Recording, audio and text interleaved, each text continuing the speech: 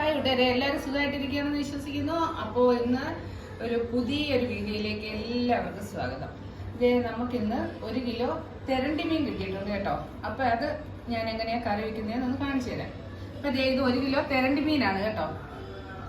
ഇനി ഇതിനെ ഞാനാണെങ്കിൽ ഒരു 1.5 സവാള എടുത്ത് ചെറുതായിട്ട് അരിഞ്ഞ് വെച്ചിട്ടുണ്ട് കേട്ടോ.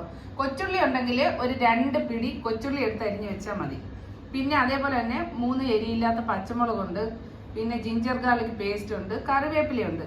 എന്നിട്ട് ഒരു 3-4 കുടംപുളി എടുത്ത് നേരത്തെ തന്നെ വെള്ളത്തിലിട്ട് വെച്ചിട്ടുണ്ട്. അപ്പോൾ നമുക്കിത് എങ്ങനെയാണെന്ന് ഒന്ന് നോക്കിയിട്ട് വരാം.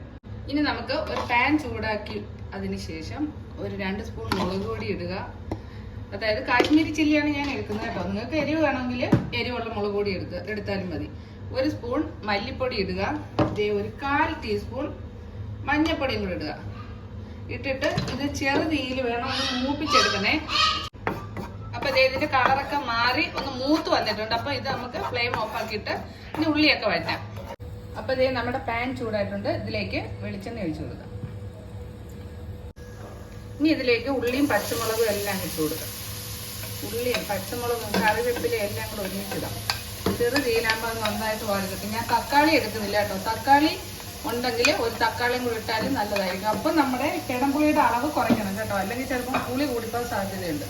അപ്പം ഇതൊന്ന് വഴണ്ട് വരട്ടെ. ഇതിന് വഴളാനായിട്ടുള്ള ഉപ്പും കൂടെ ഇടുന്നുണ്ട് കേട്ടോ. അങ്ങനെ നമ്മൾ കുറച്ച് ഉപ്പും കൂടെ ഇട്ട് കൊടുക്കുക കേട്ടോ. നമ്മൾ എടുത്ത് വെച്ചേക്കുന്ന ജിഞ്ചർ ഗാർലിക് പേസ്റ്റും കൂടി ഇട്ട് കൊടുക്കാം.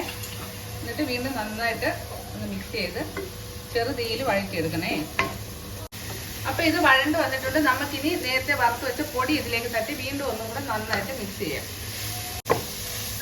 അപ്പൊ ഈ പൊടികളും നമ്മുടെ സവാളയും കറിവേപ്പിലയും പച്ചമുളകും എല്ലാം കൂടെ ഒന്ന് പിടിച്ചൊന്ന് വരണം.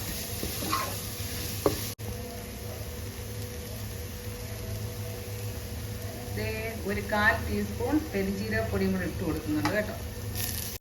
ഇനി ഇതിലേക്ക് നമുക്ക് എടുത്ത് വെച്ചേക്കുന്ന കുടംപുളി വെള്ളം കൂടെ ഒഴിച്ചു കൊടുക്കാം.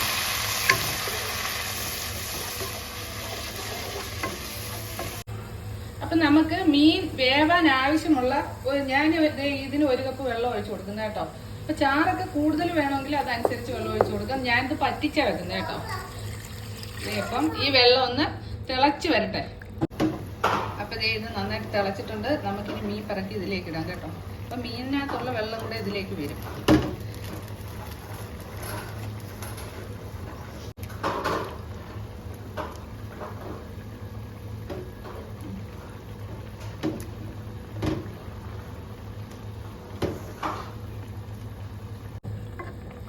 ഇത് നമുക്കിനി ഒരു മീഡിയം ഫ്ലെയിമിൽ ഏകദേശം ഒരു 10 മിനിറ്റ് ഒക്കെ ആകുമ്പോഴത്തേക്കും നമ്മുടെ മീൻ വേവും കേട്ടോ. ഇത് പെട്ടെന്ന് വേവും മീൻ. എന്നിട്ട് ഇതിനെ നമുക്ക് ഒന്ന് അടച്ചു വെക്കാം. അതെ, നമുക്ക് ഇതിന്റെ മൂടി ഒന്ന് തുറന്നു നോക്കാം. ഇതെല്ലാം നന്നായിട്ട് തിളയ്ക്കുന്നുണ്ട്. നമ്മൾ വെള്ളം കുറച്ചല്ലേ ഒഴിച്ചിട്ടുള്ളൂ. അപ്പം ഇത് എല്ലാം നന്നായിട്ട് വെന്തിട്ടുണ്ട് കേട്ടോ.